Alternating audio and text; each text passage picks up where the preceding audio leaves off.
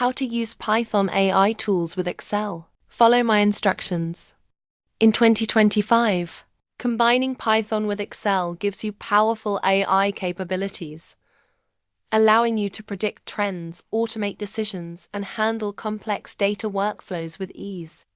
Microsoft Excel now supports Python directly in Excel through Microsoft 365's built-in Python in Excel integration.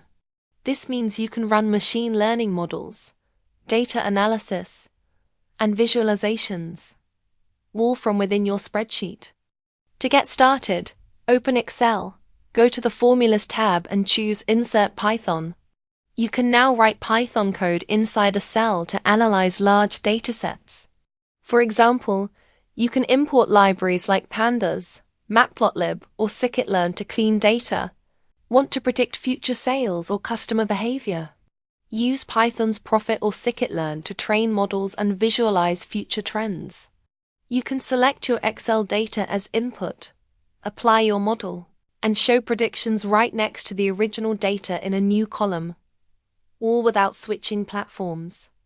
You can also automate decisions, like flagging risky transactions, ranking leads, or segmenting customers, using Python's logic and AI libraries.